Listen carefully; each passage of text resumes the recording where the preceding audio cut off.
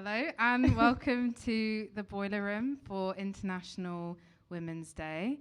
My name is Jasleen. I'm a publicist and a freelance music journalist, and I'm here with fellow women in the music industry. Would you like to introduce yourselves? My name is Tyler. I'm also a freelance journalist and co-host of the Thirstea Podcast. My name's Dani. I'm also a freelance journalist. And I am a co-founder and co-editor of the Femme Collective. You guessed it. I'm a freelance journalist. My name's Grace, and I'm also a DJ and the other half of Femme Collective. I think it's quite poignant that we're all freelance journalists. Very of the times. Yeah, freelance. So I think to kick things off, as this is for International Women's Day, let's talk about being women in the industry and any shitty experiences that you've had, maybe as of recent or in the past. Don't know who wants to go first. There's just so much to say, isn't there? There's just so many shit experiences. Well, I mean, like the Femme Collective itself, like it kind of, I mean, I don't want to speak for you, but the whole purpose of it is to, you know, promote women and non-binary people in the industry. So how did you, I feel like I'm interviewing you. Please do. How did you kick that off? Like, what made you want to start it? Yeah, so Dani and I met at uni, and we started going to gigs in London, which was a new and fun experience for me, a small village girl. Where are you from? I'm from a little village near Winchester called Kingsclear. So like near here? Yeah, not too. Actually, just down the road. And we were going to gigs, and we were noticing, and we were making friends with kind of musicians at the same time, and we were kind of noticing these really stark gender inequalities. At the same time, we had our radio show. So we started Femme on radio, talking about these issues and highlighting emerging women and non-binary people within music. And then we were like, what else can we do? We were like, let's do a zine. We're journalists, it makes sense. Download InDesign, we'll do a little zine. And we had a really good time, like kind of putting together our zine. And now we're working. It's more of a collective now. It's taken on many kind of multimedia forms, from like DJing and things like this. And we're working on issue 4 at the moment. So yeah. Oh my God, Anything you want to add, Miss Dana? Yeah, that was all very fun, and I feel like this conversation is going to go really sad just because there's so many bad things that have happened. But one thing that feels quite poignant in the work that we've done with Femme is just like how much abuse of power we've heard and like how little we can actually do about it. Like we've interviewed like countless musicians who have told us about like their manager being dodgy or like someone at the label being dodgy, either in terms of like, you've got to look pretty, you've got to look femme, and you've got to do this, and you've got to be hot, or like genuine like sexual misconduct. And what feels like, I guess, quite challenging is how little can actually be done. Like raising awareness is obviously great, but like where do we go past that, you know? Yeah. And I think the way to kind of incite change is by changing who's at the top, essentially. And it is essentially men in suits at heads of labels, and there needs to be more support for the people struggling against those men in power. That's so interesting that you say that like the change needs to happen from the top, because I interviewed Nova Twins really recently, and like they're doing a lot for not only like women in the music industry, but also like women of colour and in alt spaces, not just like the general music industry. And they, like, I asked them, I was like, it's like, so you're giving a platform for these like underrepresented voices, but how can real change happen? And they were like, it needs to be on the billboards, it needs to be on the main stage of Glastonbury, it needs to like, you know, be just so visible. And they're fighting for we'll like kind of get on to this like later, but they're trying to fight for a rock alt category at the Mobos, and it's all about like giving it that platform. So I think it's amazing that you guys are doing that. I don't know if you want to speak about like any specific experiences that you've I was like, I wanted to jump in because I was feeling like from a journalist perspective there isn't too much that I can say, and I feel like from speaking to artists and speaking to kind of people on their team, a lot of it is like about the music specifically, whether that's like there's not enough women producers, there's not enough like women on radio shows, stuff like that. So from a journalist perspective, I feel slightly excluded from that. But like as people who are kind of like jack of all trades, what are the kind of things that you found the most shocking?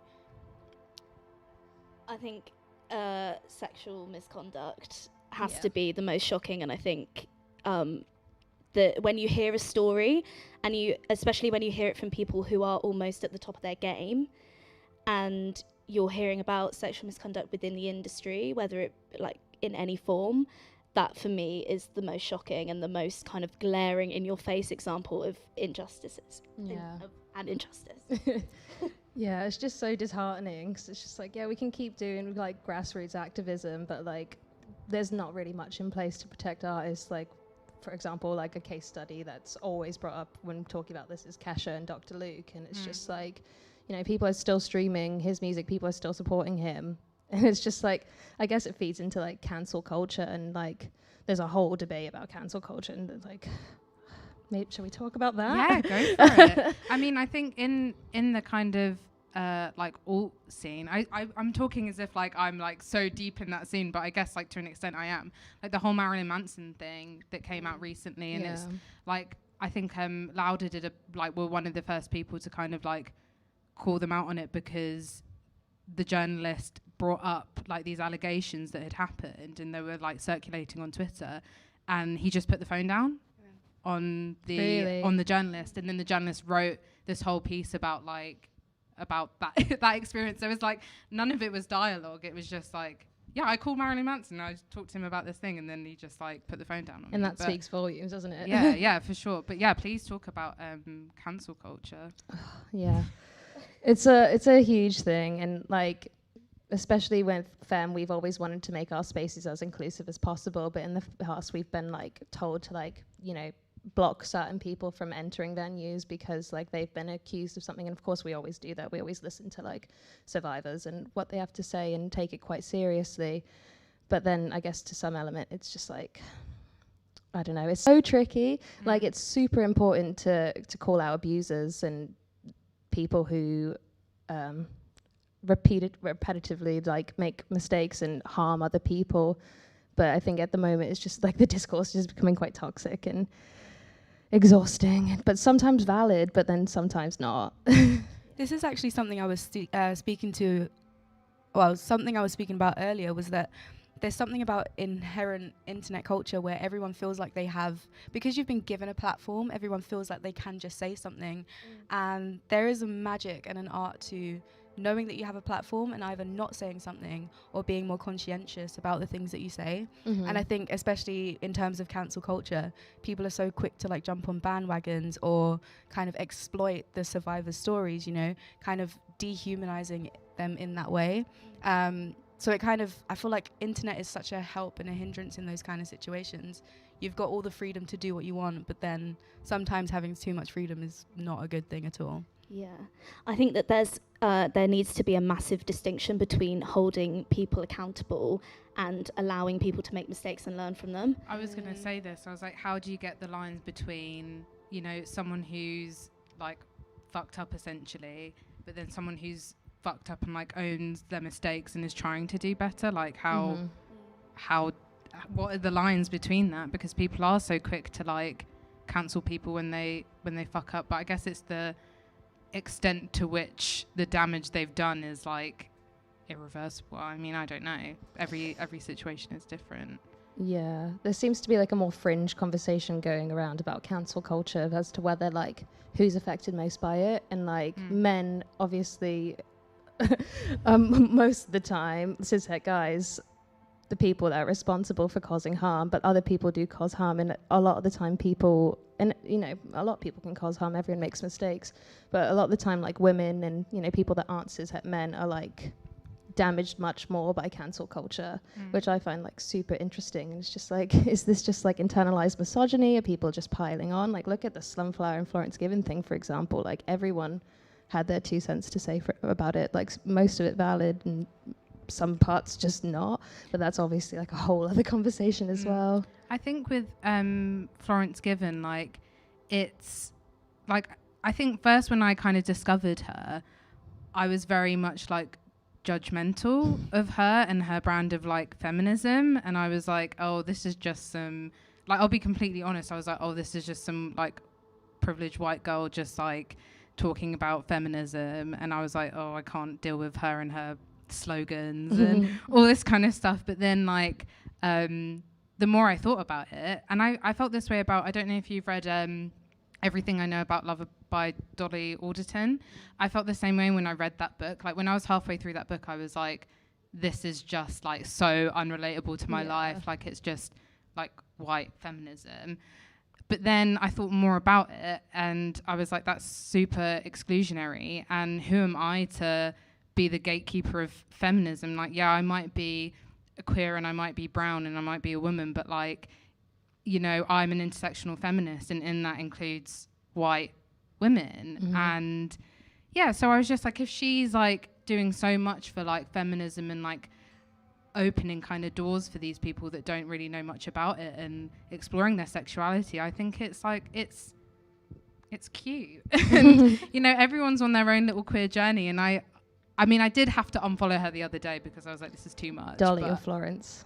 Florence. I had to unfollow her the other day because I was like, I can't do this. Yeah. I'm very much like, I like to expose myself to the kind of feminism that relates to who I am and like my life. But that's not to say I don't, like, I respect her for doing what she's doing, and she's so young as well. Do you know what? I think it's her age that kind of, not necessarily like alienated, but the reason I was in like a similar mindset as Jasleen when like I came to who she was, and it was like, there's an element of privilege in that. Like everyone has their own lived experience, but there's an element of like, you're not supposed to take all these things for gospel 100%. I think especially in sexuality, identity and stuff like that, it's always a journey, and it's an ever-changing fluid thing. So you might end up being like really solidified in who you are, but I think it's always nice to have an openness to it. But I was like, as someone who's so young and hasn't lived that much and had that much experience, it's a bold statement to be able to put stuff like that out there. And I feel like I can speak from my own experience only, but all of the things that I thought I once knew about myself personally, sexually, as a 21-year-old, for example, are so different now. Even like when I was 25, everything changes. But I think it's a really nice statement of being able to like claim who you are as a feminist and be like, I'm proud enough to put this out there, and if this inspires someone, amazing. So like, I like what she does now, but I was definitely like from a hesitant perspective at the start. Do you think that's because, like, okay, we're all from like a similar generation, but obviously like, I think when you're growing up, like even having those 2 or 3 years difference, like definitely is quite impactful. And for sure, as people who are like millennials, I'm just about a millennial, I think maybe it's because like, I don't know how you guys feel about this, but maybe we had that preconceived notion of like, you know, her confidence as this like 21-year-old, because like maybe it was harder for us to do that. We had to learn all of it by ourselves, I think. And that's the great thing about the internet as well. You can Google anything you want. You just type it into a search engine and all the answers are going to be there. And I like that. But I also, there's a part of me that's like, it's almost too easy. I feel like, this is going to sound really stupid, but like there's something about the struggle to be able to like develop something on your own terms. So 100% agree with you on that. Please talk about Florence Given. I think that it can only be a good thing if people are learning something new in regards to women and how we should treat ourselves and how we should be treated. And that's pretty much my take on it. I think a big thing on Twitter, bearing in mind most people on Twitter are like Gen Z or millennial academics most of the time, are just like, oh, like I quite enjoyed the pile on because they're like, this is all basic level feminism. Obviously, we all know this, but like most of those people are well versed in feminist theory or gender theory or some type of, you know, higher, I guess, thought. Higher thought? Yeah. Let's go with that. So you have to bear in mind that like not everyone, like some people here dump him and think it's revolutionary because none of their friends have like really challenged them in that position before, or no one they know has really challenged them. So I think it's important to bear in mind, like, you know, it was not like a top 10 bestseller for no reason.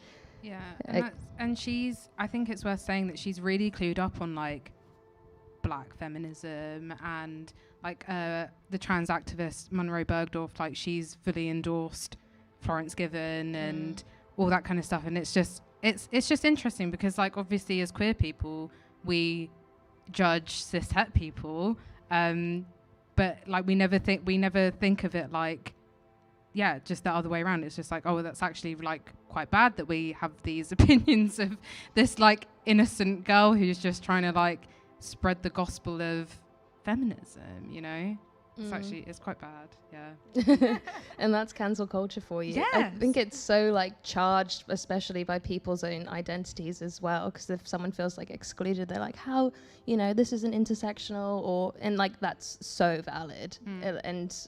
But there has to be a line drawn between what's valid criticism and what's just like a pile on or like burning someone at the stake for the sake of it, you know. And I think it's definitely been heightened in lockdown as well for the past year, because everyone's just like in survival mode, you know, experiencing like this crazy thing that none of us have ever experienced before, and it's definitely heightened a lot of emotions.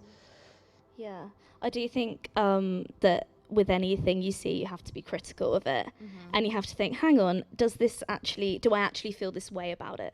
Like, it's easy to see something and be like, oh yeah, that sounds right, repost it and be done with it.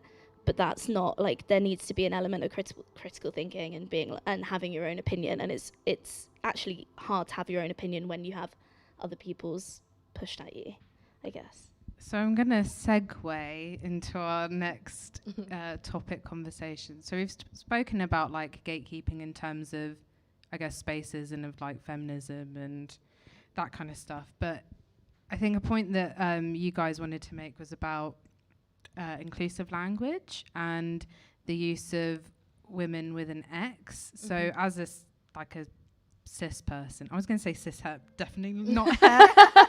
Oh, no one here is het, sweetie.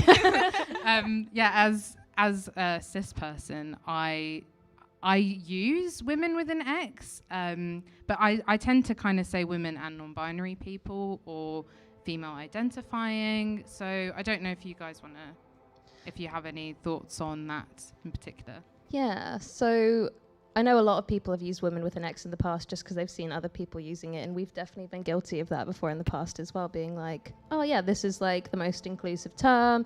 It's like, you know, denying ownership from men by using an X or with a Y. But in doing that, you're actually excluding, like, you know, trans women, and you could also just say women and non-binary people, or just not cis-het guys, you know. But I think a lot of people don't really want to offend, and they want to try and be as inclusive as possible. But like the work also has to be done in terms of listening to people and hearing other people's perspectives, and like actually understand like what the word that you're saying is and implies. But something that we've definitely struggled with is finding a word that is as inclusive as, you know, saying like people who have periods. Like, well, I guess there are words for that, like people who have periods or not men. So I think we just tend to just go with not men. In femme, like I feel like femme's quite a good umbrella term, is like femme identifying people who could be any gender that we tend to like platform and showcase as like a non-patriarchal identity. But yeah, generally, like to circle back, I think women with an X isn't as inclusive as people think it is, but it's totally fine for everyone to have like their own journey with understanding it. Like no one knows everything, you know. So that's my 2 cents, but I'd like to hear other people's opinions. I actually just wanted to ask a question regarding that, because I find it really interesting when you were talking about the kind of exclusionary of trans people, and that's something that I've been thinking about in terms of like coming to terms with my sexuality, and it's the idea of whether you're pansexual or bisexual, and there's a lot of discourse about that, whether the two things mean the same thing or if one of them is like exclusionary of trans people. So I was wondering what your kind of opinion is on that, because for me, I feel like to identify myself as bisexual is inclusive of that, and it's just loving a person for a person and not seeing their gender. But again, that also ties in with bisexuality. So as people who kind of fight the discourse of women with an X, what's your kind of opinion on that? I mean, I think bisexuality is valid. I think a lot of people want to use pansexual to include non-binary people. But as a non-binary person, if someone was attracted to me and said that they were bi, I would feel included in that. But that's something I'm not really sure on. Yeah, I don't know why there's so much negative discourse around the word bisexual, because I think maybe it's because I'm so in like being bi, and it's like my whole existence. It always has been my whole existence. You're actually wearing the colours of the flag. Am I? Oh my god, I am. Oh my god, unintentional. Wow, that really threw me off. I think maybe it's because like I'm so aware of these things, and like as someone who, I was gonna say I'm a activist when it comes to like being queer, but I think that's just my existence, and that feeds into everything that I do. I don't think twice about it. Like I don't identify as pansexual, but technically I am pansexual.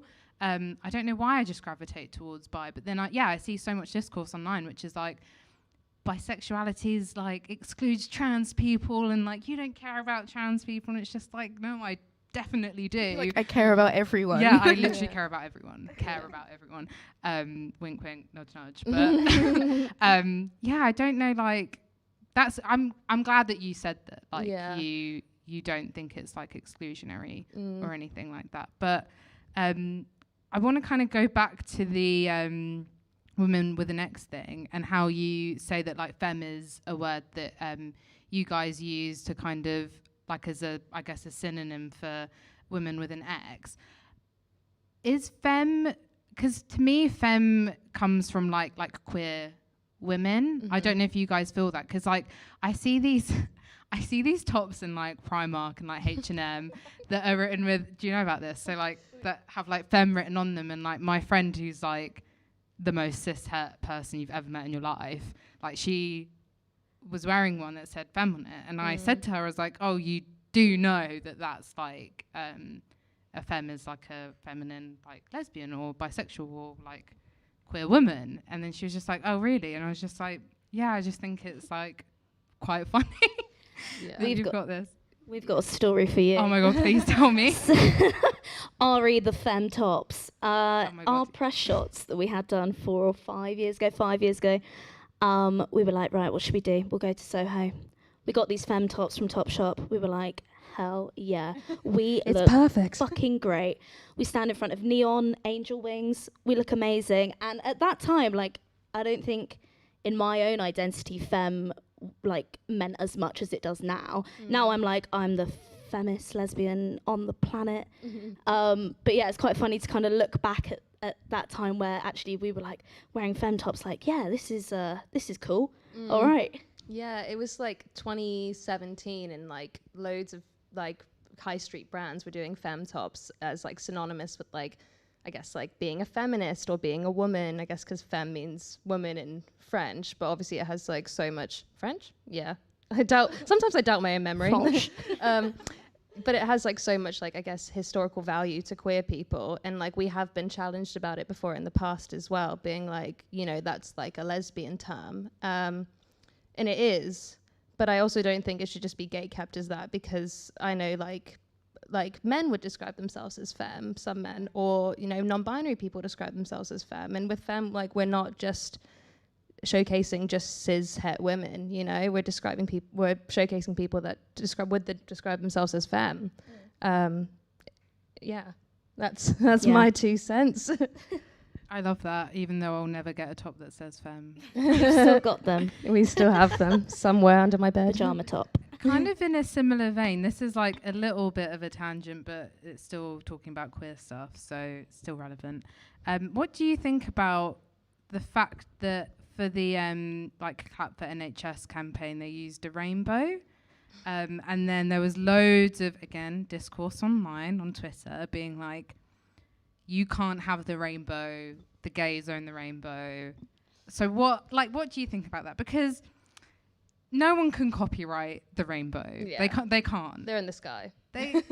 They can't. Like, it's already a thing that exists. But I kind of understand the gripe like a little bit. And when I like, if I'm like walking around like where I live and I see like rainbows that kids have like painted in the window, like I'm not like, oh my God, like they're just appropriating queer culture. So I don't know like, what you guys thought about that, or if you had, if you even like knew that was a thing that gay people were saying online. You had some thoughts at the start of it, didn't you? Did I? What were my thoughts, Dani? Remind me, please. I think you said something along the it's just so stupid. Oh, yeah. Have a day off or something. Probably. I mean, I think that in terms of like LGBTQ plus rights, the rainbow being used as the NHS flag, it's the least of our worries, essentially. That's true. Although, like, they could have picked something else. That's my take. Yeah, they could have done, but they didn't. But it's fine. Also, like, the LGBTQ flag isn't a rainbow. It's like includes a trans flag and black and brown. So it's the old. It's true. You're actually using the old flag. I think if you want to be inclusive, you use the other one. Cool. So speaking of pandemic times, do you want to speak about community activism and what that means for you and in the context of what's going on in the current situation? Sure. I guess so. We were kind of having a brainstorm yesterday of things that we could talk about in this panel, and something that's like super prominent for us is like empty activism and like performative activism, as with you guys as well, that you wanted to discuss. And something that we thought was really interesting was, in light of the summer and Black Lives Matter, a lot of people are suddenly like online activists, which is great, but that has its limitations. And we're just wondering, how is this gonna, transpire post-pandemic? Like, are people actually gonna be there, doing grassroots activism and, actually trying to make a change, or is it just virtue signaling, Virtue signaling. I have a lot to say about this topic of Please conversation, and it ties into exactly what we wanted to say about performative inclusivity, performative activism. And from my experience as an editor, my whole thing is like wanting to push rock music, alternative music, psychedelic music, anything that's like a little bit different, challenges the norm. And as a person of color, I'm always open to kind of giving a platform and a voice to people that wouldn't normally. What was the most frustrating thing about the Black Lives Matter protests is that all of a sudden I was getting pitched so many black artists, people of color artists, and I was like, you've obviously been managing these people beforehand. Why is it now that you're starting to, push them? Why are they now important? And we had this conversation beforehand, but one of the most recent interviews that I did was with a band who are the first women of color band to be signed to Fueled by Ramen. And Fueled by Ramen are like their ideal label. And it's bittersweet for them because it's like they've reached their dream, they've like hit the pinnacle, but it was just because everyone's kind of like, oh, let's highlight the black person now. This is something that we do. This is cool. And I mean, Jasleen and I have a fun thing to talk about in terms of like from the writer perspective as well, where it's like during all of those protests there were so many editors that were like putting pictures out for people of color and showing that they'd commissioned them or like whatever, but then when it actually came down to it, they kind of dropped off the face of the earth. I don't know if you want to elaborate on that, but before I get on to that whole shit show, I wanted to ask, like, when you were getting pitched all these like black artists, first of all, how did it make you feel on a personal level, not just a professional level, like, oh, why haven't you been pitching me these people before? And then also, did you say anything to them, or did you just kind of go into the void of Twitter and vent your frustration? Okay, I'm a massive tweet and delete. Like, if you saw my drafts on Twitter, it's a mess. And that's why I love you. It's a fucking mess. It was really difficult, to be honest. So, as I was saying to you guys earlier, the whole kind of summer and like Black Lives Matter protest was such a weird time for me, because it was like coming to terms with your identity. And what I was saying, like, I don't really like labels, because you're not, like, growing up, you're not white enough for the white people, you're not black enough for the black people. So I was always in a fucking shit headspace when it came to all of that anyway. So to have all of this now thrust in my face was like, oh, okay, so there is some stigma attached to it. There is a reason why people feel like they're the outside, they're the underrepresented voices. On a personal level, it was incredibly eye-opening. It kind of like solidified lots of thoughts that I had about myself personally, identity-wise and stuff like that. I didn't call anyone out because it was also fresh, and also it's quite traumatizing when you're like in a state of displacement, to kind of rehash the things that you're going through without actually having a solidified thought process about it. That's quite tough.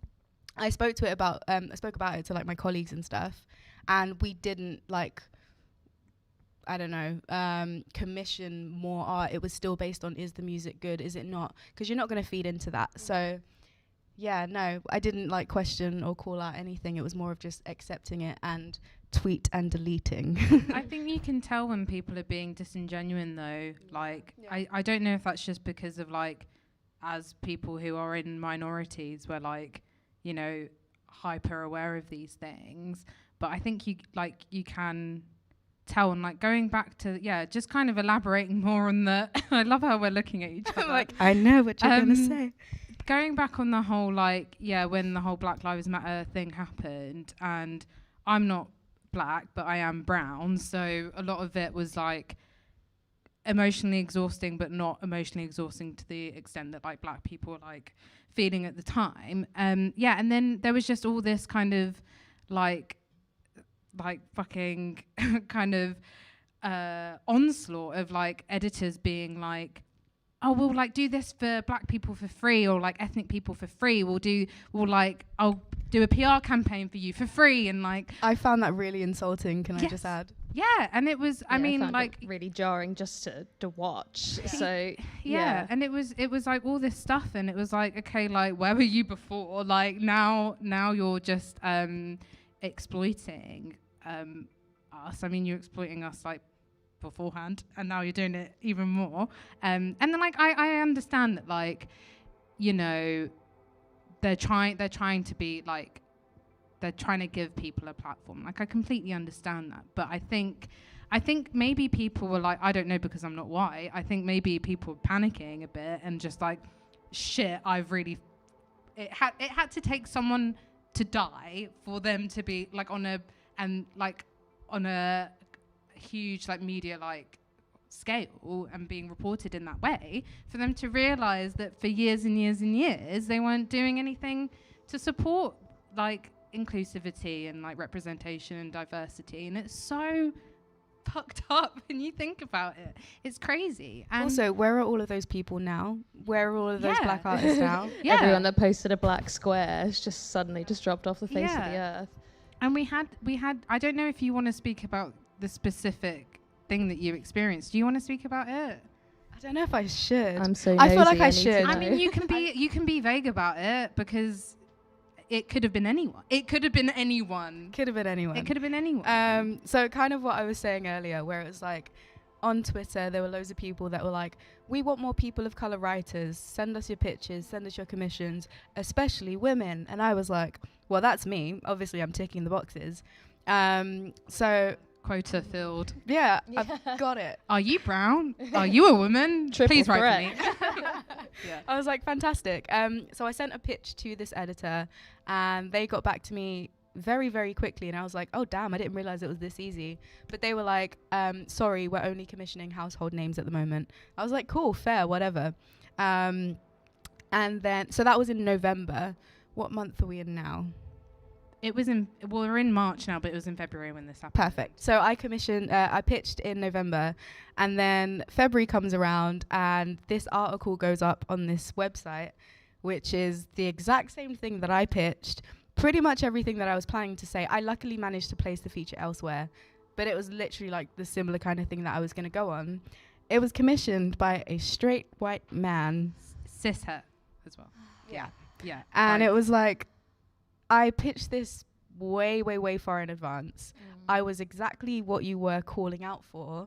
So performative inclusivity, like what happened there, you know? And it's just crazy to think that, like, these are major publications, by the way. Yeah, like you'd Name be and shame. if we told you who it was, you'd be shocked. Let's like, not do that. Yeah, we're not gonna do Tell that. me But after. Tell us after. but yeah, but like, and also like I understand like maybe like hesitancy to talk about these things.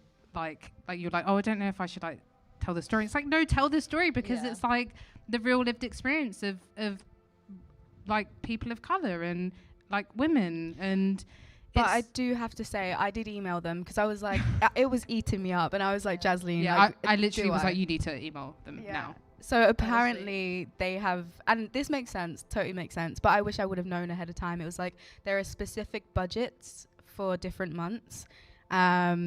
But it was like that's it an was excuse. Yeah, bullshit. They And could have contacted within you 3 months. later. Exactly. And this person was like, oh, to be honest, I forgot you pitched. Yeah, and I was like, ooh, ouch. And it's like, oh, like If she wasn't a household name, surely you remember it. oh, right? it just doesn't make sense when people like, you know, want the clout on Twitter to be like, oh, look, like I care about brown people, and then they are doing nothing to support these people.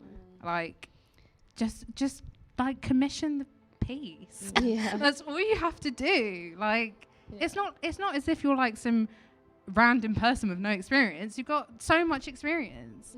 You would have slayed it. You slayed it anyway for the piece that commissioned you. So I wanted to ask though, you were saying it was really interesting to watch it unfold. How was it as like from your perspective? Because it was pretty fucking traumatic for anyone in general.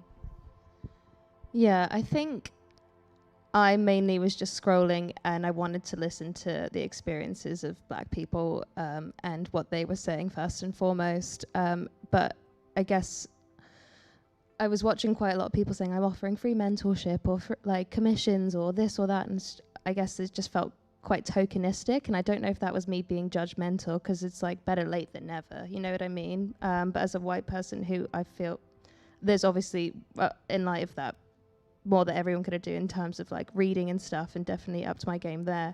But yeah, I was skeptical as to why it was just coming out then. It felt kind of performative, and I've kind of been side-eyeing all the publications or writers of people that, like white writers, as a white person myself, being like, are you keeping up with this? And I think most, everyone should be asking themselves as to whether they're keeping up with their activism in light of Black Lives Matter. But yeah, I don't know if that was just me being judgmental though, and thinking, I think that's like the main point, like to take from this is that like it's like I'm sitting here like venting my frustration as like an ethnic person in a predominantly white industry, and that's not for me to say that I don't appreciate that people are trying to like help and stuff like that, but it's exactly what you said. It's about like you need to continue like doing the activism and showing that you care and you genuinely care. Otherwise it's going to come off as if you were just doing it for points, which a lot of people were. I kind of want to talk about labels. So we obviously spoke about like being bi and like the pan thing, but I kind of want to I want to talk about it more in general. I don't know if we can talk about it in terms of, I guess we can talk about it in terms of like maybe gender and ethnicity as well to an extent, but yeah, like what are your guys' thoughts on labeling yourself? Gonna let you lead this one. I'm really I felt interested. the side eye then. I was like, oh no. No, I think like you kind of briefly touched on why you don't agree with labels, but I'd just like to hear you speak about it. I'd like to hear you speak more about it. Yeah, so actually it's the perfect tie-in for what we're talking about. So it's like coming to terms with identity over the summer, and actually like speaking to a lot of women in the music industry who are also mixed race during the Black Lives Matter protest, all felt the exact same way. So there was like this inherent sense of like feeling like an outsider when you're growing up, and I kind of did this stupid thing. Like my mum's Irish, and I grew up with her just like blasting bashment and reggae on the stereo as I was growing up, and it was like, she was like very much like a cultural woman. She was like very open, and like I had an idea of identity and stuff like that. My dad's from Barbados, but he was never around. So I feel like when I was in school and a teenager, that's always when you're trying to find yourself. And I would always fleet back and forth between like the white girls, the black girls, everyone in between, but never really found a place until I discovered rock music. And I was like, anyone can do anything in this world. Like, there's a space for everyone. So I feel like it was that identity crisis where I never felt like I identified with anything. So as an adult, I like the idea that I can belong to something, and I like that that's just something that's a thought process for myself. It doesn't need to be something I'm declaring to the world. And so like coming to terms with like my blackness or just who I am as a person, as well as like a sexuality thing, I just never felt like I had to, because I always lived in the grey area, because like I felt like my identity was like this amorphous thing. I never felt like I had to just declare and be like, I am who I am. It was more just, I exist, and that should be enough. That is so beautiful. It really is. It's something that Jasleen and I talk about often. Like, she's the most openly proud bisexual person, and like I identify with stuff like that, but it's just I've never felt like I've had to declare. I'm just like, I'll exist on the sidelines and that'll be okay. Thank you very much. In terms of oppression faced, though, do labels help you to find the sort of like community and understanding of oppression and of your lived experience? I think so. I think that also ties with in with what I was saying about the whole rock music thing, is like knowing there's a safe space for you and that you aren't actually the outsider. You're just a little bit different from the people in your immediate social bubble. And it was what I was saying earlier. It was like, I don't think that labels really matter or are important for me, but I really think they're important for the general populace and like not stepping on someone's toes. And you know, you don't want to walk into a room and piss someone off because you're not being conscientious about what's going on around you. So I like the idea of labels. It's just never really felt like something that I personally have to be involved in. And that's why it's so interesting to have this conversation where people are like, pretty much everyone around me is like, yeah, labels are fucking great. And I'm like, oh shit, interesting. Tell me why. Yeah. You wanna lead this one? You go. Do you want me to go? I think with anything in regard to labeling, like, it's really a deeply personal thing. And I think for me, in terms of my queer journey, labeling myself has really helped me, and it's helped me find a really strong community. And I think if labeling then helps other people find strong communities, then that's a really important thing. But then there also shouldn't be a pressure on it. Like, it should be a full choice that you make to give yourself a label or to identify as something, and there shouldn't be an outside pressure from anyone else to feel any other thing. Yeah, mic drop. Boom. I think a really good, umbrella label for people within the LGBTQ community, if they wish to use it, is just queer, as it kind of encompasses everything. For me, especially bisexual, non-binary, I do feel like a kind of like my dad being like, oh, what's the need for labels? You haven't got a label yourself. But at the same time, it's like, I don't know, it's nice. I feel comforted. I feel blanketed by being able to call myself queer and in the queer community. And I think, especially online in those sort of spaces where, you know, people have their gender in their bio or something, like, you can kind of like work out who's going to be your friend, you know, and who's safe. It's kind of like this like instinctive thing of being like, are you going to accept me? Which is important to have, especially if you're, I guess, concerned about safety. That's actually a really interesting point about like working out who's going to be your friend or the safe spaces, especially as someone who has a masculine name and who emails people 24/7. You do get people assuming your pronouns and stuff like that, and so it's quite nice to kind of get those conversations not necessarily out the way, but like letting someone know before they've really had any interaction with you that you are a safe place to have those conversations, like making someone feel more comfortable and invited before they've even had a deeper level with you. I think it's a nice way of being mindful about how you go about your place in the world. for sure. Oh, sorry. I was going to say, when I was in the dating scene, sadly off the market now. Sorry, guys. I would literally be like, hello, because I'm, femme, like long blonde hair, painted nails. Like, I'd be like, hello, my name's Grace. I'm a lesbian. Nice to meet you. And there's definitely like comfort in that. I like respect that so much because. Okay, so I'd firstly like to say I love the word queer so much, and I feel like as soon as you know someone's queer, it's like you have that immediate bond. It's like when you're a queer woman and you date a woman, like it's just, I don't know how you guys feel about it, but there's just an underlying sense of like familiarity and that you don't get when you date men. So yeah, I love the word queer, and I think it's so good that you're so upfront about your sexuality when you were dating people, and like when you were on your queer journey, labels helped you find this community. Because I feel like when I was like, I'm exclusively dating someone now. When I was like deep and like fresh singleton, like on the queer like dating scene, it was so important for me to know what someone's labels were, because I dated a lot of straight girls and it was not fun.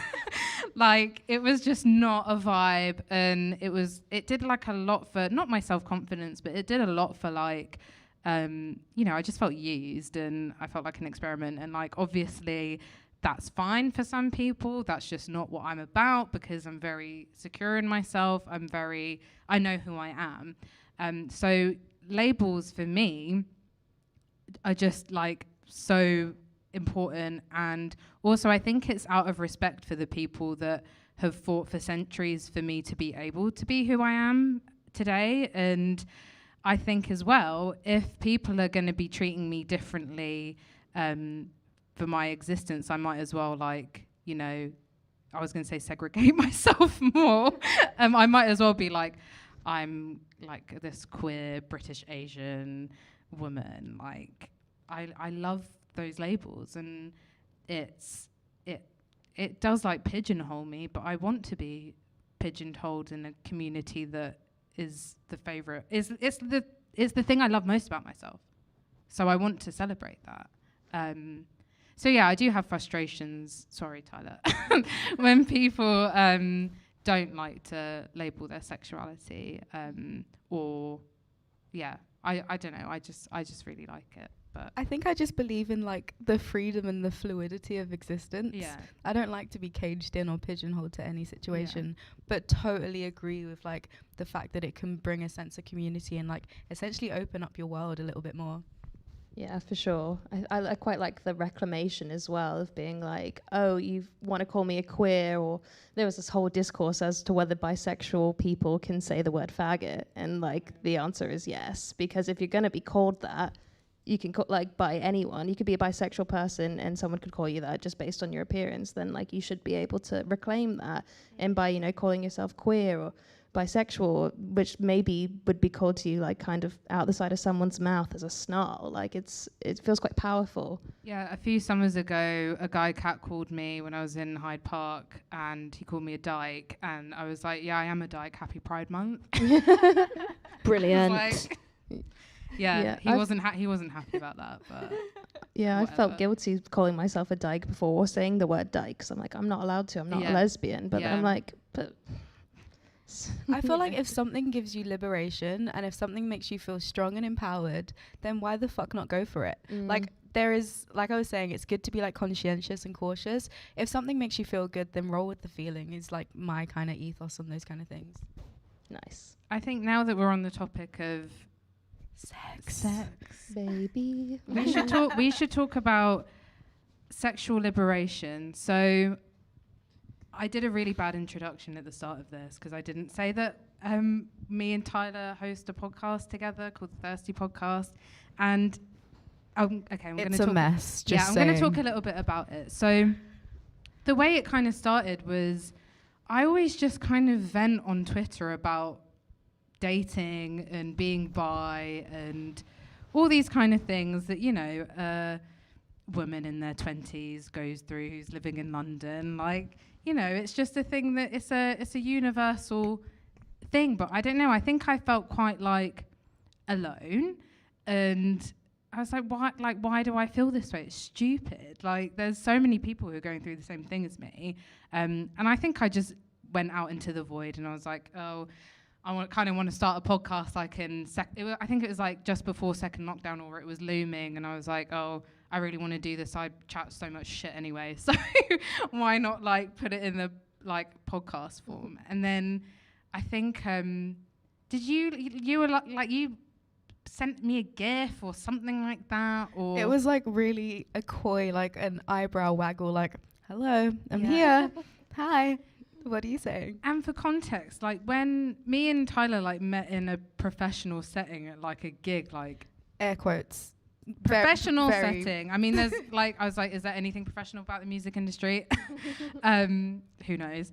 But yeah, we met at a gig, and then I think I like organised like a little meeting or something, and it was just as like pubs were opening, and it was really hot, summer's day, and I went with the intention of talking about work. Did we talk about work? No. We spoke about dating like the whole time, and like our lives were kind of on a similar path. Like we were fresh out of like long-term relationships with men, and as bisexual women who have never really like explored their sexuality before, it was like so nice to hear someone who was going through the same things as me. So when it came to the podcast, when it came to the podcast, like it originally was just like, let's talk about what we speak about in our WhatsApp messages, but then it's kind of spiraled into this like the most sexually liberating thing that I've ever experienced, not just like as a project that I've worked on, but like that I've seen, to be honest, or heard. I mean, because it is us speaking, and it is, yeah, it's not for the faint of heart. It's very like, it's very explicit, but I mean, that's our lives, and that's the lives of so many like people in the world. And yeah, I think what I am trying to do with the podcast, I don't know how you feel about it, but what I want to do with it is I want to be able to normalize these conversations about sex and sexuality as we do with like eating and breathing. And it kind of ties back into what we were saying, I think it was before we were recording, about how I saw this meme which was like, people tell you that you shouldn't talk about sexuality, but you see a picture of a husband and a wife and their kid, and that's sexuality. And you know, like kids in the playground, when you're like, oh, is that your girlfriend or is that your boyfriend, when they're 5 years old, it's like really messed up. And it's like, I want to be able to like talk about, I think, and maybe it's because I'm queer as well, I think that's got a lot to do with it, but I want to be able to have these conversations and it not be weird, because everyone has sex. Like, you know, like, I mean, if you're asexual, maybe you don't, but for the most part in mainstream society, like people do. And why aren't we talking about it? I also feel like some of the most satisfying conversations that you have with your friends are like over a glass of wine, and you're talking about like really stupid, hilarious sexual experiences. Like there's so much liberation and fun that comes with that. And that's essentially what the podcast was. And I don't think, I mean, I'm not going to speak for you, but like, I don't think I really understood what I was getting into. I was like, we're just going to chat shit and maybe someone's going to listen to it. And I'm like, I've never felt so confident and comfortable in my sexuality and just who I am as a person. And I think it is exactly what you said. You want to be able to have those conversations. And what you were saying before we started recording about like millennials, Gen Z, and like taboos and stuff like that, there is just this weird idea that like to talk about sex is weird. And I'm like, we all do it. We wouldn't be here if it wasn't for someone having sex a couple of years ago. Do you know what I mean? Yeah. It's so important to like existence generally. But it's just, it's fun. It's something you do to feel something. So I feel like that's just the premise of us doing the podcast in general. But I really wanted to talk about like the kind of taboo aspect that you guys mentioned earlier, because I thought that was amazing. Yeah, sure. So I think with us, we spend a lot of time on TikTok, and there's like kink talk, and then there's pegging TikTok. There's kink talk, yeah. Educational. I know what I'm doing when I get home. Yeah, piss talk. Wink, and wink. like our generation is kind of wink, wink. Our generation is kind of like, I guess, destigmatize all these taboos because sex is funny. Sex is weird. It's just two people, It's hilarious. sometimes more than two people, slamming their bodies against each other to feel good. And like, we all are a result of sex, bar like IVF babies or whatever. So like, it should be talked about. And then like, there's so many like subgenres of like sex that need to be spoken about. Like, are you know, a survivor of sexual trauma, and like, how has that affected your relationship with sex? Are you asexual, and how's that affected your relationship with relationships or sex? Are you queer, and how's that affected your like sex life? And I think we found that like our friendship group and people that we know and people that we interact with, bear in mind, like, some of our friends are sex workers, but like, we're super open about it. And I've written about sex and sex adjacent topics like a few times, and you've kind of spoken about queer stuff as well in your writing. And yeah, I guess maybe we just don't feel any shame talking about it, but this because of our social circles. But generally, I feel like it's okay to talk about sex for us. But like, I don't know, how have you guys felt? Have you guys felt ashamed talking about sex? Or So I think with talking, like, when I started the podcast, I was like, who's going to listen to this? And I've only had positive feedback from it, from like friends, from like, you know, people in the industry, from my colleagues. Men on dating apps.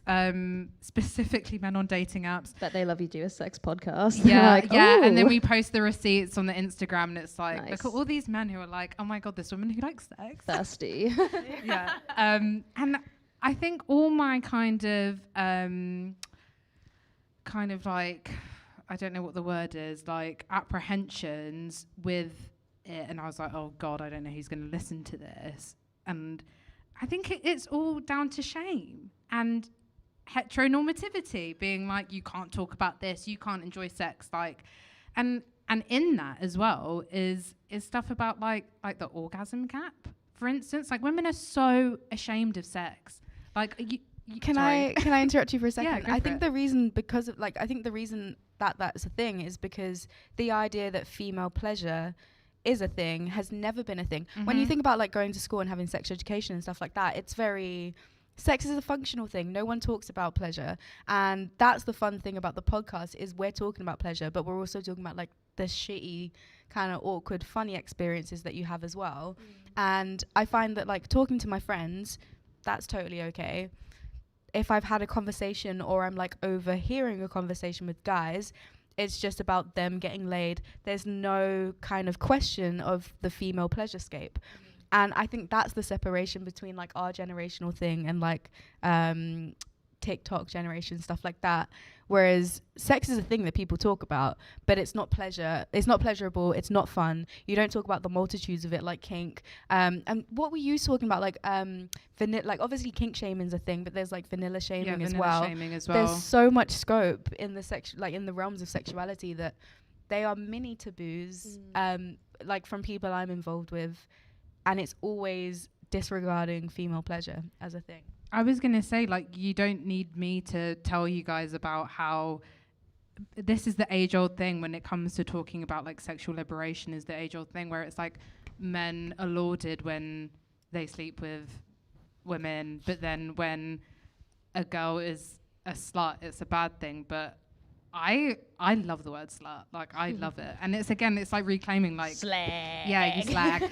Like, it's like, I'm a hoe. Like, I'm what? Like, I own my body. I know what I want, like, and I'm gonna go get it. Like, Is it petrol girls are like, it's my body, my fucking choice? Yeah, I love that. Something. Oh, sorry to interrupt. Continue. No, I was just gonna say, like, I think I was gonna say, like, Dreamwife are very similar in that as well. And yeah, all these. It's just so nice to see people using their platform in that way, as we are. Our platform. Kind of like hopping off the word slag, tar, slut, whatever you want to call it, hussy. I feel like that word isn't really used that much in like women loving women communities, maybe because women don't slut shame each other, but like I don't know. Is it just like this is just me, my brain, just the cogs are working after a long time. Go for it. The word slut is obviously just like derivative from men, but like I want to know about like sexual liberation as a lesbian for you, and like what part the word slut or tart or slag plays, and yeah. I think for me personally, like there was a whole journey of sexual liberation, and that only really came when I understood my queerness. And like I will happily be like, the year of 2019, I was a hoe. You could not find me. I was everywhere. Oh my I God, was waking up 2019 in was my year Dalston. too. It was a good one, wasn't it? And I think there is power in being like, yeah, I was a slut, yeah, I was a hoe. And it's all kind of like, I don't know, I guess it kind of depends where you are, like, I don't know, at that point. Like I remember telling my girlfriend on our first date, and I was like, listen, I was a hoe. She's like, don't worry, so was I. And yeah, there's power in that for sure. Yeah. I think maybe that comes down to what I was saying about the kind of mutual understanding you have as women dating women. Like, there's no shame in it. Maybe if there is shame, that person has a lot of internalized homophobia, which is, that's actually like an interesting point that I want to touch upon. How have you ever like experienced internalized like biphobia or homophobia? And if it's not too deep to talk about, how is that kind of manifested for yourself? I mean, as a bi person, anytime I date anyone of like a different gender, I think that's my sexuality, and I'm having a sexuality crisis. Yeah. So if I'm dating a guy, I'm like, I'm straight. What the fuck? Or if I'm dating a woman, I'm definitely a lesbian. I've always been a lesbian. I'm lying to myself. And it's just always been a journey. And like, I've never accepted like bisexuality as being valid, which is like super weird, because obviously it is. That's why it's LGBTQ community, you know, bisexuality is within that. So I think that was probably just a result of internalized biphobia. Have you experienced similar? I saw this meme. I think it might have been a TikTok or something. It was on Instagram, and it was this like girl who's just taking the piss out of like, I think it was like Gen Z girls, sorry. And in that she was like, oh babe, you're queer. Babe, you're so queer. And that's just like, that's me when I date men. Like, it's just me just trying to be like grasping onto like some form of queerness, because in my head I'm like, I can't be bi and like be attracted to a cis het man. And that's so messed up. I think this is like one of my favorite things about you is how you're so proud to like the 80-20 thing. I feel like I bring it up all the time. The 80-20 thing. Yeah. Whereas like 80% lesbian, 20% straight, but like through and through bisexual. There's always like actually, this is one thing that pisses me off in terms of bisexuality is like at some point someone thinks that you're going to have to choose. You're not actually bisexual. You're just like, well, maybe some days I feel like a little bit gayer than others. And it's like, no, I'm not being greedy. I'm not just like confused. I actually have valid feelings, and they're for everyone, and that's totally okay. And you know what that is? That's society's obsession with boundaries, because I feel like... And binaries as well. Yeah, and it's just the fact that it's like, no, like, people just can't comprehend someone being a multitude of things. Like, they're like, no, you have to do this because, like, our society has taught us that you need to be one thing and one thing only. And that's messed up. It's so messed up. Yeah. I think people are probably afraid of like living outside their own limitations they've been taught. So everyone's on their own journey. I just wish people were more accepting of other people. Exactly. I always feel like that's the thing, is like, no matter how like you perceive the world or how you go about existing in it, just don't care what other people are doing, but just keep it to yourself. And again, I feel like all of this kind of ties into like inherent internet culture and the idea of like having a platform and knowing what to do with it. And I think that this actually is an interesting, this has literally just come to me in terms of what we're speaking about, labels and communities. The internet has been like a massive help with stuff like that, especially from like memes. And I'm not a TikTok user, but like occasionally seeing reels on like my Instagram feed that are like fed off from that. And it is that sense of like like great scope that you have in order to just be free to be who you are. That's amazing. And I think it's important to kind of look at who you are as a person, and who cares how other people perceive you. If you have the freedom to be who you are, then just be it. I've fully cemented my sexuality through watching lesbian YouTubers. Like obsessed. Rose and Rosie having a baby. Yes, yeah, Rose and Rosie, obsessed, and like the whole kind of Rebecca Black and Alex G. Zoll and like all those American lesbians. I'm like, when I was like in my hetero presenting relationship, I just watched them like and just cry like. Why is this so not sad? me? It was so sad. Yeah. And now I'm just like, thank you, YouTube, for doing that for me. But I want to know more about queer TikTok and pegging TikTok. You need to get on it. Where do we even like start? Like what is pegging TikTok? What is kink TikTok? Because I know about queer TikTok in general. And oh God, I was dating this girl who turned out to be straight, lol. But the one thing I did get from that, besides trauma, was she introduced me to TikTok. And she was like, don't go on straight TikTok. It's horrible. You need to like go on queer TikTok. But please tell me about the subcategories of... I honestly don't even know where to start. It's just become like part of our personalities over the last year. Like I've written multiple times about TikTok. It was basically my in as being a freelance writer. It was like reporting on TikTok trends. And one of the trends that I found was pegging on TikTok. And it was like queer people being like normalizing pegging, or like queer people like taking the piss out of it, being like peg all men 2020, ha ha ha. Or like you're in walking distance of me, like I could peg you, as like a threat. And I just thought it was like this partially wholesome part of people like Gen Z like breaking down like taboos and being like, nah, pegging's pretty cool, and then other people like using it as like a threat to cishet guys who are like just so internally like homophobic. So yeah, I guess like on TikTok, like especially piss play has become like a lot more mainstream because of TikTok. Like people are like, oh, like I don't even know like how to describe it. I guess the format is like, you're gonna piss on me. That vibe. It's just like comedy. It's always comedy. It's always like taboos approached with like a sex is funny. Yeah, sex is funny, to be fair. Yeah. There's a whole world. Yeah, there's kink educators making sure that people, especially with like asphyxiation stuff, are doing that safely, which is like super important. Yeah. So I'm part of a kink group, and we actually 2 days ago we had this massive conversation about like kind of unsafe play of asphyxiation and stuff like that, and how internet can be a hindrance in that aspect, because I mean you get people that have like learned how to do it from like medical professionals and stuff like that, and it isn't as simple. If you think about it, breath play, controlling someone's breath, that's like deep level controlling their life force, you know. It's a fun way to do it, it's a fun thing, and I like the idea of not taking it so seriously.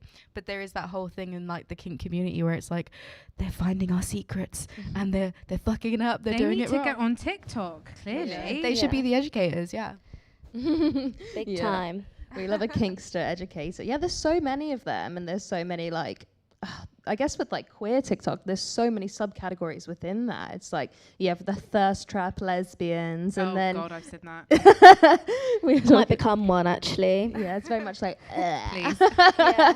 Yeah, and then you've got like kink kind of like educators, and then you've just got like really wholesome girls with their girlfriends, or guys with their guy friends. Yeah, wink, wink. This is my really good guy friend to boyfriend. I prefer that. Yeah, no, with their boyfriends or partners. This is my really good friend. And I guess it's just normalizing, like we're only on queer TikTok because it's algorithmic and it's based on the videos that you liked, and they obviously know that we're big old queers.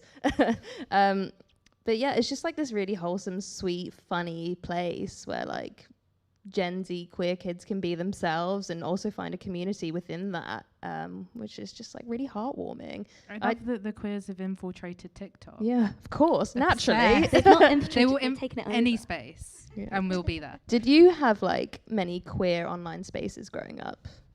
Absolutely none. No, Zero. we spoke about this on the podcast, episode 4, I think it is, where films and TV and music. No, where we spoke about our so I'm nervous because I say a lot of stuff on that podcast, and I'm like, I wish I didn't say that. The first time we spoke about being queer was just like being queer and dating, and that was on episode 4. And then we were kind of speaking about our queer journeys, and then we later did like a 3-part series where we spoke about being like queer and what like pop culture and what TV shows and films and music kind of resonated with us as queer people. But in the first kind of episode that we had where we talked about being queer, we were speaking about like how we didn't really see like a lot of representation, because I remember when like Facebook was first like a thing, and I was just on the internet then, and there was 100% like not like a queer space for like young people on Facebook when it first started out. I mean, at least I didn't know about it, but Tumblr was definitely... I was just about to say Tumblr. Yeah, I had like an epiphany. Tumblr was definitely the place where like they were reposting the Glee gifs and... But there was a deeper Torchwood level. gifs. There was like actual sex type. Like I Yeah. discovered sex work through Tumblr, and it was like normalizing people just like posting masturbation videos, or like I had this conversation with you. I can't remember the specific term for it, but it's essentially like audio clips of like someone guiding you through masturbation. There was this entire like I had subset. no idea about this until the other day. It's hot as fuck, yeah. There would be like people just like being I'm not gonna do an impression, but like, guided masturbation, guided meditation kind of thing. But like also just discovering sex workers, people that were like masturbating, camming, stuff like that. Tumblr actually was a massive, massive aid in my sexuality and just openness about sex in general. I think now like the main space online for me is Twitter and like queer Twitter, and it's just amazing. And it's like the thing with like when you just see someone's pronouns in there, like you don't necessarily know that person's queer, but it's like they know and they care about it, and they have like the little rainbow flag, and that's all they need, and it's just like, oh, you're one of us. Like it's so great. Yeah. So we've been talking for quite a while now. I don't know if there's anything else that you guys want to say, because we've covered a lot. I just wanted to quickly jump on the pegging thing, because Beautiful. Always. what my favorite thing about the podcast was talking to Jasleen and discovering her ever-growing obsession with pegging. And we kind of would not coach each other. Like if we're going to change our prompts on a dating app, we'll like talk to each other about it. As soon as she mentioned pegging on her dating app profile, shit went off. She had like every single message was about pegging. And I think it's what I said earlier, like people just want the conversation started and then they're so open to it. People are scared to admit that they like it up the bum. This is so true. So the thing I'll say about this is because so the prompt I have on Hinge is a social cause I care about pegging. Nice. And yeah, like you said, like I have not had like responses like I have with when I put that on my profile. Like it was insane. Yeah. It was crazy. And like speaking to men that I've dated who are into that, it's crazy because there's so much shame around that. And it's like, oh, why is there shame around it? Oh, because of heteronormativity. Like it's awful. And I think I was saying this before we started recording, like I think it's just because it's like pleasure that's not centered around the penis, and our whole like lives being taught about sex at school and sex education is always centered around the penis. And so that's why I think pegging is beautiful. And it's so much more than what it actually is. It's like it just means so much on like so many different levels. I find like as a submissive person, I'm obsessed with the idea of pegging, but I'm also like, can I put myself in that kind of like dominating role? And Jasleen sent me a video of thank you. Thank you for the motivation. You can do anything you put your mind to. Jasleen, when she was like gearing up to like peg someone for the first time, she was doing research, she sent me some videos, and it was the most beautiful organic thing that I ever watched. I was like, this is a journey. This is beautiful. Because I can totally do this. Yeah, because like you think in your head, because no one speaks about these things. No, it was a very fringe conversation prior to like TikTok within the past year. But it's really beautiful, and it's just like really great how people can like play with like their kind of, I guess, position in the bedroom, even like gender positions, by being like, oh, like just like flipping, like role reversal essentially, which is like super cool. It can be really like empowering for a lot of people. Love pegging. I feel like that's a really good place to end things, to be honest. How much time do you have left? Keep going. Maybe, do we have any questions to people watching? My sister's commenting a lot. She's like, this is great, guys. Fantastic to see strong, powerful people having really open, frank, and inclusive conversation. Oh, thanks. And then she was like, yeah, why aren't we talking about sex, all in capitals? And then the fact that there's a walk of shame versus stride of pride tells you enough about female pleasure. I hate the idea of the walk of shame. My best friend yesterday, what day is it today? On Monday, my best friend was like, oh, I'll have a walk of shame and I'll come and meet you. And I'm like, no, you've probably had a fucking great experience. Own it. What did you... stride of pride. Stride of pride. Stride Go of for it. pride. There's no such thing as a walk of shame in my opinion. Like, be unapologetic in all of your like pursuits of pleasure. Be a hoe. Be a hoe. Uber of hope. Oh, God. I'm like, does anyone have any questions on the Have we got sphere many of the comments? Do you interweb? want to read out some? No, Any those were the comments. And then the Choco Lars put a love heart, which is cute. Nice. Yeah. So, have you got any other things you want to say? I mean, we've covered a lot, as I said before. I mean, the only thing I can think of was the orgasm gap, whether or not we went into I'm like, how personal do we go? Do I like recreate the conversation we had pre-recording where I'm like outing people? But the like, only no. thing I've got to say about that is that I didn't realize it was such a thing until I started dating women. And I was like, this is so sad. Yeah, what's the statistic like of women who've never had an orgasm? It's quite high, isn't it? Like 45%? Something like that. Shocking. I can't remember. I wish I 45%. Yeah, like I remember I was working on an article or something and it was like 45% of women have never had an orgasm, 20% of women only sometimes orgasm, or maybe it's higher than that, 60% of women, and then it was like some like 10% never orgasm. It's like That breaks my heart. That breaks dump my him. heart. I say that as someone who doesn't ever really orgasm. It's heartbreaking. When you hear it out loud, you're like, oh, damn. Because I remember thinking I was an anomaly. No. Especially the speaking majority, to I you. think. Yeah, That's heartbreaking. very much so. Sex toys. Yeah. we haven't digger. we haven't really spoken about that. Well, you were talking about your huge collection earlier. Yeah. I don't want to completely out you here. No, it's okay. Very fine with it. Massive collection. Only grew bigger during lockdown. Every day I was like, oh, what should I get? Love Honey, okay, Bondara this, Lalo this.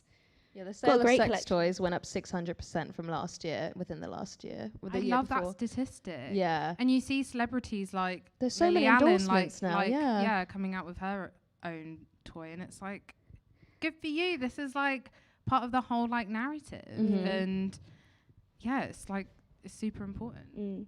Read an article the other day that was like, the celebrity sex toy is the new fragrance. So I'll be wearing Jimmy Choo and I'll have Lily Allen's Womanizer. Yeah. I'm surprised Gwyneth Paltrow hasn't come out with her own one, because she had a vagina Soon. scented She had a yoni candle. egg. Yeah. Do you know Oh yeah, she did. Yeah. that this is kind of irrelevant, but one of Azealia Banks's, 2026 predictions is that Goop will lose. She'll lose all her profits with Who Goop. said that? Azealia Banks. Oh, So it's okay. fine. Isn't she But the that's- person that like boiled her cat recently? She boiled her saying- cat. I think No, it was her. No. She It was a dead cat. so her cat died, and then this is really taking a tangent. So her cat died. Also, I think she is bisexual as well. I don't know. She's a queer icon. She's been queer, yeah. homophobic before in the past, but she's a On- queer icon. Only yeah. a queer person could do this. She like buried her cat, but then she like dug it up and then boiled it. I don't think For she the ate bones? it. No, she just, I don't know. I would But she's totally really do into that. Witchcraft, though. Yeah, I think she's a Satanist, or I don't know. I saw something about her offering. She put it on her Instagram story like a couple of years ago, like dead like chickens and blood and feathers everywhere as like an offering. So We have some questions. we have Oh, questions. Yeah. Unless you want to keep talking about I the could talk We've about gone blood on and a sex. massive Go for it. tangent. the problematic entity of Azealia Banks. Endless. So where do you see gaps in sex education / what would you have liked to have seen or been told when you had sex ed at school? I would have loved to have been taught about UTIs and yeast infections. I think I would have loved to have been taught the idea that female pleasure is a thing. Yeah. Because It's it was an all like, enigma. It doesn't yeah, exist. yeah. Oh, this isn't meant to feel good. This is a function. You're meant to make babies. Yeah. Yeah. As we were saying, like before we started recording, there's just so much focus on penis and vagina sex. What did you say? P and V. Yeah, P and V is It's cool what I little say. lingo. Yeah, it's because it's like it's subtle, and then like when people know what you're talking about, they're like, oh, It's only because you couldn't say penetrative. yeah. That's how gay I am. I can't say that. Penetrative. Yeah, and I think there should also be like conversations about masturbation, because I remember when I started masturbating really young though, like 6. I remember Whoa. the first time I had an orgasm, and I was like, I don't know what this is, but I remember that feeling like really ashamed of it, but knowing that I wanted to do it. And then like I grew up just like masturbating but not really knowing why, or like, and then start watching porn and then being like, oh well, this feels good, but then obviously wouldn't tell any of my friends about it or anything like that. Now I'll sit at home with Grace and I'll be like, I'm really horny, I need to go in my room and have a wank, and then I'll come out like half an hour later and you're like, feel better? And I'm like, yeah. Do you want That's some so tea? good that you can have those conversations. I think like growing up, like the kind of important sex education that I had was reading fucking Bliss and Glamour. Shout out to Glamour. and like just 5 like, ways to make him come. yeah, like just haphazardly going to the back, just being like, tell me what to do. Like it's sad that that's not in. Didn't you say you learnt how to masturbate by reading Glamour? Yeah, like it's like when I was like 14, like why weren't, I mean, I know why they weren't teaching that at school. And then I don't know if you saw this, this kind of ties into the sex toy thing and sex education. Zoella was taken off the exam board because she was reviewing sex toys on her YouTube channel. Yeah, it's so fucked up. Like that is misogyny. Yep. Yeah, that's awful. And I Yeah. was like, that's just horrible. Yeah. Like it's, why? Because female pleasure is a sin. Yeah. They also kind of like failed to take into account that her audience for that specific platform, her blog, was like 25 to 30-year-old women. Mm-hmm. And they were Yeah. like, you're promoting an unhealthy or like an overt attitude to sex. It's like, no, actually, if you look at her demographic, she's not. Yeah. And And also, like, everyone, like, most people masturbate, sometimes from a young age, but mostly in the teens, which is, like, exam age.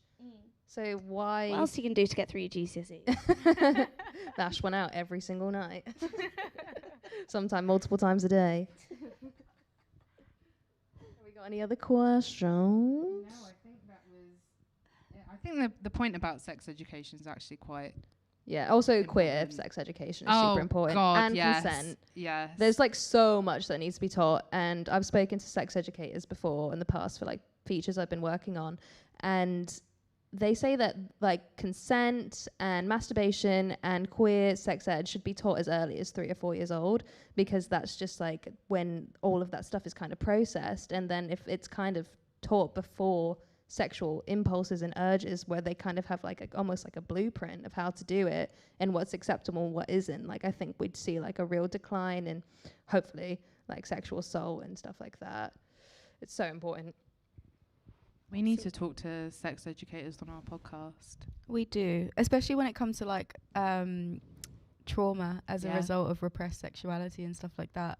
I personally think the idea of like normalizing those conversations, exactly what you said, if you do that early enough, when you're, sounds really stupid, but like when you're at an impressionable age, just makes everything so much easier as an adult. If I like think back, I'm like, oh man, I fucking wish I knew this like 15 years ago. Then life would be so much easier. Yeah. That's so important about the point about like you don't get taught about being queer at school. And I think now it might be changing. I wouldn't know. I haven't been to school in like nearly 10 years, if we're rounding it up. But yeah, like my life would have been completely different if I had known about all these things at school. Yeah, same. Yeah. Completely different. Yeah, I was never I didn't really come out as bi until like I was 19. So like I went to uni, Goldsmiths obviously. As I predicted. Yeah, I was like, what gave it away? Yeah, I went back and just saw my friends from home. I was like, yeah, I'm bi. Yeah, I thought so. Were they like accepting of it? Yeah. That's Yeah. They're like, oh yeah, makes sense. I love reactions. I love those like hometown reactions. Oh, we knew. We always knew, sweetie. Do you ever get like stared at in public when you're like when you're dating someone who's queer? all the time. Yeah, I've had You get harassed I in get New harassed. Cross. Yeah. I get shouted at. I've had someone film me and my ex before in a pub, and I smashed their phone on the ground. A guy filming us kissing. All the time. All the time. Yeah, it happened to me the other day when it's like just holding hands with the girl I'm dating, and then everyone's just like, they do the like scan thing, and it's just like, have you never seen two femmes like holding hands before?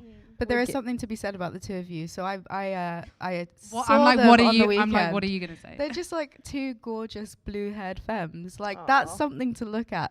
And I think there's something to be said about like maybe like looking at the hand and looking at when someone's like catcalling you. Like I got catcalled outside Dawson Junction Station once, and I was like, cool, thank you. I'm just living my life. Let me be. Like that's when it's, you know, it's never okay. Yeah, But if it's like a glance, it's I more say this, but I acceptable. do obsess when I see like gay people in public. Yeah, exactly. That's what I was gonna say. The Like when we gays are see- out. Yeah, two people holding hands. We're like, we walk past them, we look at them, and we're like, nice. I want those people that we look at in public to know that it's a look of solidarity and not a look of what the fuck. Yeah. How can we signify that? Just walk past and go, nice. How would you do? We've got a little comment from Olivia Swash. Hi, Olivia. Hi, Olivia. Olivia works at Best Fit. Oh, nice. She says, Olivia. you're all doing awesome things for sex positive conversations. Thank you. And then the star emoji. Thanking you. Thank you, Olivia. And there also needs to be more discussion on sexual health and well-being. This is true. This is Do you very know what? true. I found like a thing that came up during lockdown is like a lot of people were like, oh, I didn't realize how easy it was to get a sexual health test. Like you literally just go online and get it Oh sent my to God, your it's house. so easy. Yeah. Like the idea of like, I didn't realize until, I don't even know, January 2020 that I could literally just like sit in my bathroom, shove something up my vagina and like prick my finger and that's it. Yeah, You don't have to like go through the awkwardness of like being in a doctor's doctor's office. I have something to say about this test though, right? So it was only until I started dating the person I'm dating at the moment that I realized that you can kind of hack the SHL, like sexual health London, like testing thing, because if you're a woman or a person with a vagina, you only get one swab and then a pinprick thing. You get 2 of the pinpricks. But you can get one for all your other orifices if you tick that you sleep with sex workers or people who like are from like Africa or Asia, which is What? Yes. Wow. That's so fucked up. Yeah, What, it's what's the awful. thought process behind I that? think the thought process is about like hepatitis, Right. and then also I don't know where this like sex work thing comes into it, as if like only sex workers have anal, which is so messed Yeah. up. And I need to email these people and be like, you need to be doing these thorough tests for everyone. Yeah. Like you can't just assume that like people are having sex like certain ways. It's awful. And I was so shocked when she told me. Yeah. And now I've hacked the system. So Nice. you basically just need to tick everything when you do it. All of it. Yeah. Oh, okay. My friend Bonnie is on here now as well. I think it's Bonnie. OMG, the worst thing about Germany is the lack of STI tests. Thanks so much for this. Thoroughly enjoyed listening. Free STI tests. Yeah. In Germany, yes, because you can get them free here. I love now, like, all the comments are coming in, like, at the tail end of this. I keep saying this, but we've covered so much. I'm here for it. We have 2 minutes until we've been on here for an hour and a half. No way has it been that long. Yeah, it has. Flown Time by. flies when you're having fun. It has, yeah. Should we wrap things up? We can wrap things up. Yeah. Well, thank you for listening, whoever's listening out there. Hope Yeah, you've learned thanks, something, guys. Thanks for having us. and you know you feel more, I don't know, less alone. That's Sexually liberated. sexually Yeah. liberated. Equipped to deal with the injustices of the music industry. This is true. Charged, powerful, Angry. angry. And we'll see how things pan out in when lockdown eases, and if you know people are going to continue with the activism that we are doing. Yes. Yes, please. Shameless plug time. Shameless plug. Oh, can I? Is there time to plug? Okay, we are. Oh my god, this is what I rehearse every single time we record. Go. So we're at the Thirstea Podcast on Instagram. Maybe. Yes. Yes. Okay, we're just the Thirstea Podcast. We're on Instagram. We're on Twitter. Please follow us. We're hilarious, and we post memes and receipts from our DMs and like our DMs on like Hinge and stuff like that. It's quite hilarious. So yeah, give us a follow. We're the Femme Collective with 3 L's on Instagram because Femme Collective was taken. Yeah, we've rehearsed this many a time. Yeah. We've got our new issue coming out next month, end of next month, hopefully. Cover star reveal to whoever's listening. Should we do it? Oh my god, who is it? Yeah, go on. It's Shamir. Who is that? What? They're amazing. He's a non-binary kind of musician. He's a non-binary musician. His first album was released on XL and it's super dancey, but his most recent album, because he's got roots in indie music and loves guitar music, so it's more vibey and guitar-y. So yeah, he's on our cover, and we've got Ash, Nico, Georgia, Self-Esteem, Margaret. I know all those people. Yeah. Apart from the cover star. Lots of people. It's going to be great. Keep your eyes peeled. Your peepers peeled. And thanks for watching. Thank you to the Boiler Room for having thank us. you to the Boiler Room.